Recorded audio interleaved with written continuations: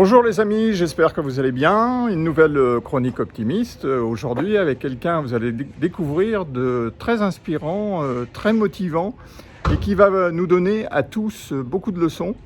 Je vais aujourd'hui à la rencontre de Nathalie Dacosta, qui est une personne en situation de handicap lourd, mais qui milite pour qu'on la reconnaisse comme une personne normale. C'est surtout le regard des autres qui l'intéresse et qui lui renvoie son propre handicap. Sinon, elle essaie dans la mesure du possible et elle y parvient bien de vivre comme tout le monde. Et c'est cette image que je voulais faire passer parce que je pense qu'elle est quelque part porteuse d'espoir. Allez, on y va, on va aller sonner à la porte de Nathalie pour qu'elle nous accueille. Vous pouvez entrer.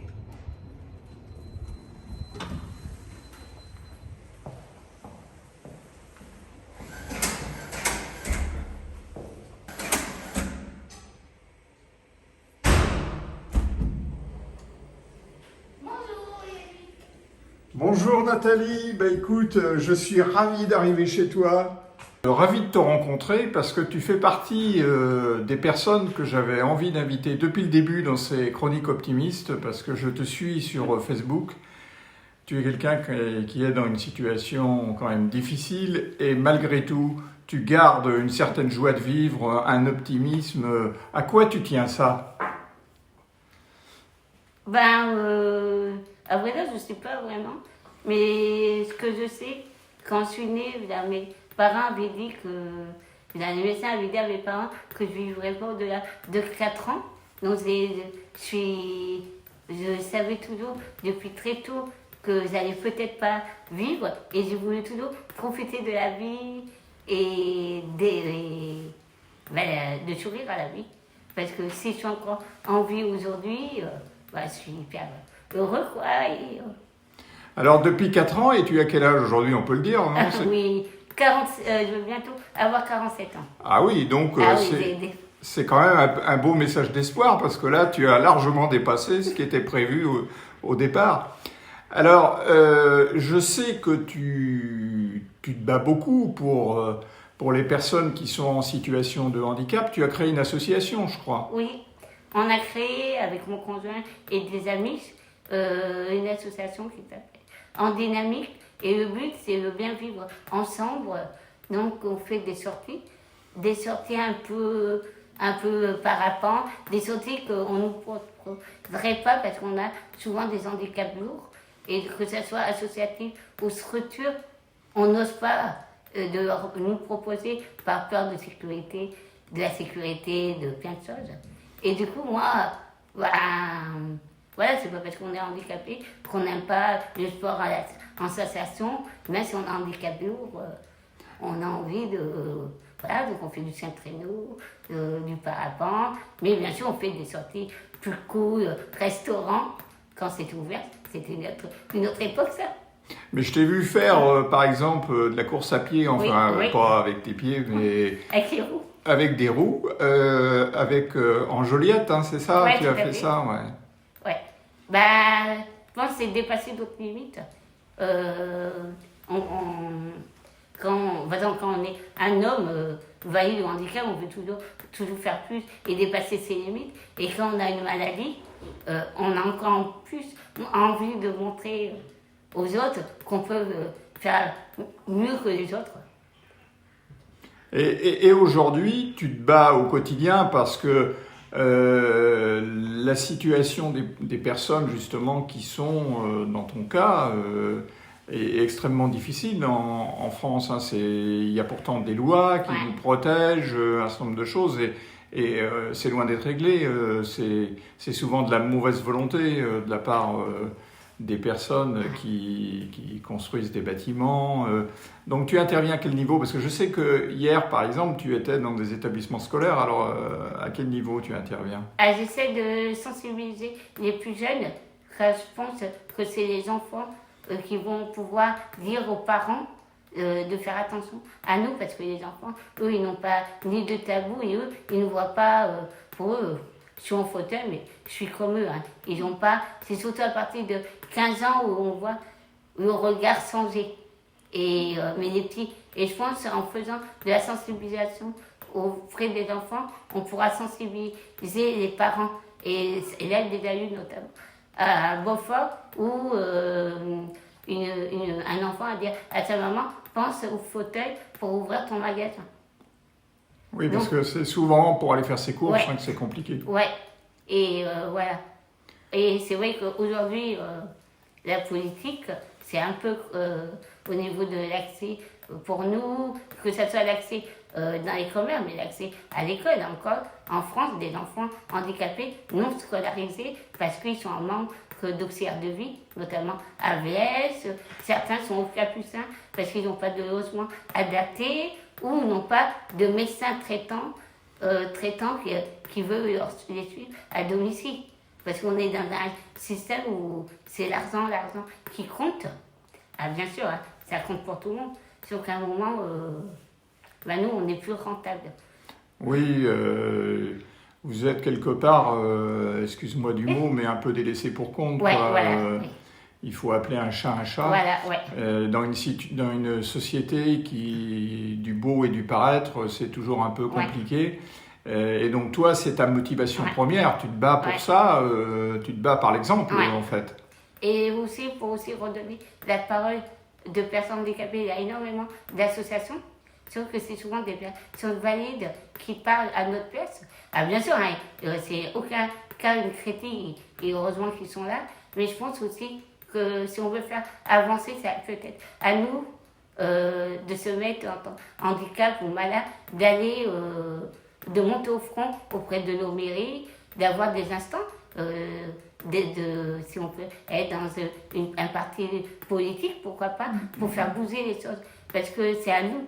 Parce qu'une personne valide, même si elle va dire les choses, les ceux d'en haut, ils vont dire, bah oui, mais c'est que 2 handicapés. Oui. Ou 3 ou 4. Si nous, on y va, ils vont peut-être moins nous le dire. Et aujourd'hui, tu fais de la politique, justement. Tu t'étais présenté aux élections. Oui. Avec EAS sur Saint-Bac, on est en minorité, on a perdu, mais on continue. Là. Moi, j'essaie de continuer de mon côté, soit avec EAS ou SEP, pour justement redonner un peu la parole. Et j'aimerais bien que des personnes handicapées aussi n'attendent pas que ce soit les associations qui bougent, mais qu'eux-mêmes bougent pour faire changer. Plus on sera nombreux devant les caméras, mieux ça bougera. Oui, parce que tu sens qu'il y a vraiment un besoin, quoi. En fait, aujourd'hui, il y a un manque total, un abandon, un non-respect des textes flagrants. C'est des choses que tu constates. Oui. Tout à fait. Et là, on cherche un logement, on voudrait une petite maison, même si on est bien ici. Et parce que là, comme, je ne sais pas si on voit derrière moi, je ne peux pas aller sur mon balcon. Donc quand, par exemple, on a été confinés, moi, je ne pouvais pas aller dehors. Pas parce que je n'avais pas de terrasse, parce que ce n'était pas accessible. Pourtant, oui, tu as une marche là, à franchir importante. Pourtant, les ateliers vont dire on est dans un logement norme handicap. Sauf qu'entre la norme et la réalité, c'est 2 choses différentes. Oui, malheureusement, ça c'est quelque chose qu'on rencontre fréquemment, et c'est souvent de la part des constructeurs une mauvaise volonté, parce que ça serait pas plus compliqué de réserver des appartements totalement accessibles aux personnes en situation de handicap. Et donc, surtout qu'on est une population vieillissante. Et un jour, c'est même les personnes âgées ils vivent de plus en plus tard chez eux, et c'est bien. Mais s'ils ne trouvent plus de logement, certains sont obligés de se retrouver en EHPAD ou... Ben oui. Parce que, voilà. Là, ici, on a eu pendant 2 mois l'ascenseur en panne. Une petite dame de 100 ans, elle n'a pas pu sortir de ses ailes pendant 2 mois, quoi. Et encore toi, tu as de la chance parce que tu es au rez-de-chaussée. Voilà. C'est déjà ça. Ça te permet au moins s'il y a un problème d'ascenseur, de pouvoir quand même sortir. Oui, c'est pour ça qu'on a vu les étages. Et dans la rue, le regard des personnes, c'est quelque chose pour lequel tu te bats aussi quotidiennement, je suppose, parce que le regard de la société envers les personnes en situation de handicap est extrêmement difficile encore aujourd'hui. Oui. Mais comme je dis souvent, moi je ne me sens pas forcément handicapée. c'est le regard qui me renvoie mon propre handicap. Ouais, Voilà, parce qu'en fin de compte, je suis comme vous, j'ai des bras, des jambes, certes, ça fonctionne pas, mais j'ai les mêmes envies que quelqu'un de, entre guillemets, normal, les mêmes besoins, les mêmes tout ça, mais c'est la société qui nous rend un handicap. Bien sûr. C'est la société qui nous empêche de travailler, c'est la société qui nous empêche d'aller à l'école. Voilà, c'est pas le handicap qui nous l'a. En fait, c'est vraiment la société. Et toi, ton appel, c'est vraiment envers tout le monde en disant, voilà, je suis comme vous, Ouais. acceptez-moi comme tel, et ne regardez pas simplement la façade, mais regardez ce qu'il y a à l'intérieur du cœur. Hein. C'est aussi ça, ce sont tes messages que tu envoies régulièrement en disant, j'ai le même cœur que tout le monde. Quoi, hein. Voilà. Ouais, et puis souvent on a aussi... Puis, alors, bon, il y a des émissions qu'on voit tout le temps sur le handicap, le côté négatif du handicap, qui existe, hein, je ne donnerai pas le nom de l'émission, mais qui existe, mais c'est pas que ça, c'est pas juste ça. Il a une autre vie, il a de la joie, il a de l'amour. Bien sûr. Voilà, c'est pas juste de la souffrance. Et est-ce que c'est ça qui t'a permis justement de te maintenir, puisque tu avais une espérance de vie relativement courte? Est-ce que justement c'est le fait d'avoir tout le temps ce message d'amour en toi qui t'a permis justement d'aller au-delà de ce qui était prévu? Je pense que je suis très têtue et j'ai beaucoup contredire ceux qui me soignaient, qui voulaient me protéger. Hein, c'est leur boulot et c'est souvent contredit en disant je veux pas ça, je suis Nathalie mais je suis pas myopathe, je suis avant tout Nathalie parce qu'on a un système où on est une maladie. Et du coup, cette maladie, c'est automatiquement tel établissement, point barre. Et moi, j'ai tout le temps voulu, et même si on disait, moi j'ai tout le temps dit, dès 15 ans, j'aurai mon prince. Et vous avez vu, mon prince, peut-être pas à cheval. T'as ton prince qui passe derrière moi, là, qui surveille. Peut-être pas avec un cheval, mais c'est mon prince. Et je pense qu'à un moment, voilà, même si il y a des barrières qui se posent sur nous, des gens qui ne croient pas forcément en nous, parce que voilà, et il faut détourner, et il faut avancer malgré tout, et pas tout le temps écouter. Attention, il faut quand même écouter le médical, mais pas tout prendre au premier degré, quoi. Eh bien écoute Nathalie, c'est bien parce que tu es porteuse d'un message d'espoir, y compris pour tous les malades, hein, pas uniquement les personnes qui sont dans ta situation. Je trouve qu'il y a des gens qui ont une petite maladie qui s'apitoient sur leur sort. Je veux dire que quand on te voit, ça requinque quelque part, quoi. Moi, chaque fois que je t'ai vu, d'ailleurs, ça me faisait du bien. Donc, je vais repartir tout en joie de t'avoir vu et d'avoir pu échanger avec toi. C'est un peu court, c'est un format un peu court, mais en tout cas, tu as pu dire ce que tu voulais dire et ça, c'est l'essentiel. Et je suis ravi de t'avoir rencontré à nouveau pendant cette période un peu compliquée. D'ailleurs, tu la vis comment, cette période ? Alors, je pense que nous, en tant qu'handicapés, je pense qu'on est tout le temps confinés, malgré ça. Et moi, ça me faisait même rire, même si je comprends la souffrance des gens. Hein.